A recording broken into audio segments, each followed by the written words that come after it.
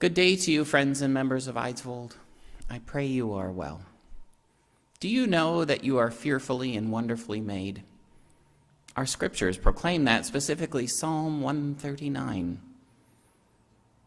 I give thanks to you, O God, for I am fearfully and wonderfully made. Sometimes, though, it can be hard to, remember that. When we have things that go wrong with us, when we have things that are not as we would like them to be, when we get older and our bodies don't respond in the same ways anymore. I know, for instance, for me, if I sleep the wrong way in bed, I wake up with a crick in my neck that just never goes away. And of course, there are much more serious things. But that doesn't mean that God isn't involved in our lives, or that God hasn't blessed us in creating us, that you aren't a beloved child of God. Sometimes it's hard for us to remember that. So this day I have a story for you called Parts by Ted Arnold, about how normal, how wonderfully we are all put together. Enjoy.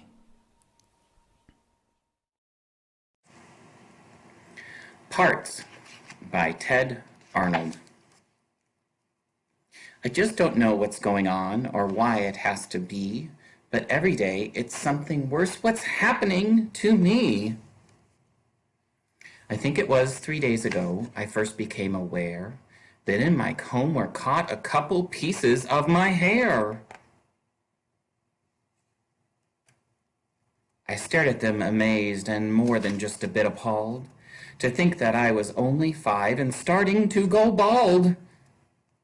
Then later on, I don't recall exactly when it was, I lifted up my shirt and found this little piece of fuzz. I stared at it amazed and wondered, what's this all about? But then I understood it was my stuffing coming out. Next day, when I was outside playing with the water hose, I saw that little bits of skin were peeling from my toes. I stared at them amazed, and then I gave a little groan to think that pretty soon I might be peeled down to the bone.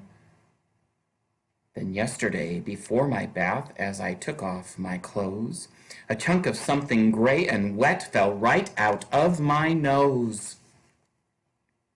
I stared at it amazed and thought I should be feeling pain.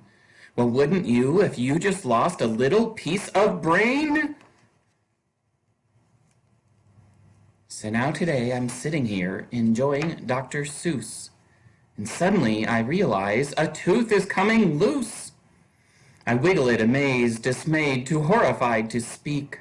Without my teeth, how can I eat? Already I feel weak.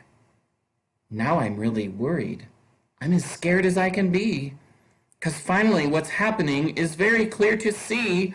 The glue that holds our parts together isn't holding me.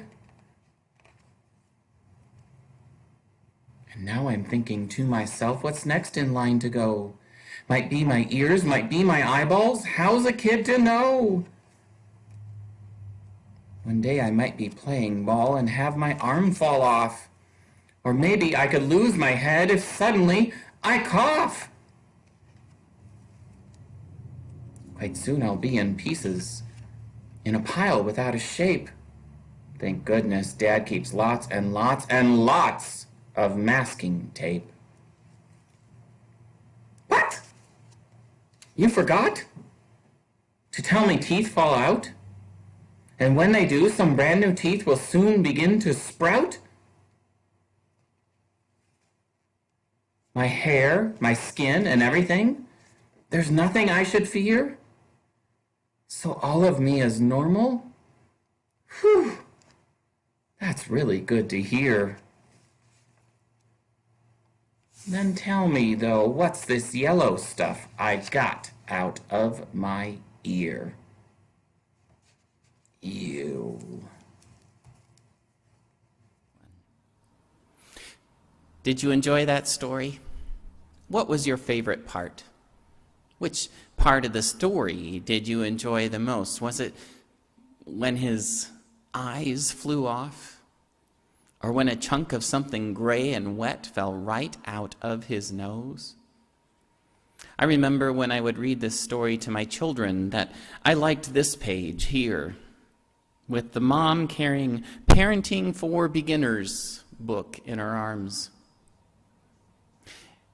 A friend of mine said it when they had their first daughter, but it continues to be true that when you go into the hospital pregnant and expecting, a day and a half later sometimes, or 3 days in our case because of a C-section, they let you leave with this squirming baby. And you wonder, what am I going to do now? But that's life with us, isn't it? We spend our lives trying to figure things out. Sometimes we're certain that we have the right way. Sometimes we're less so. Sometimes things seem to fall apart on us. I want to assure you this day that God is involved in all of it, seeking to offer us care and comfort, seeking to offer us reassurance, seeking to inspire us to keep moving on, seeking to invite us into deeper reflection about what it means to be a child of God. Because you are. We are. We are all children of our Heavenly Father. And we are all gifted beyond measure, even the semi-truck drivers outside. But we also all have our challenges. Jesus did. We all do. So may you be reminded, people of God, that you are a child of God, beloved in God's sight this day and every day. God bless you, my friends. I look forward to seeing you again soon. Bye-bye.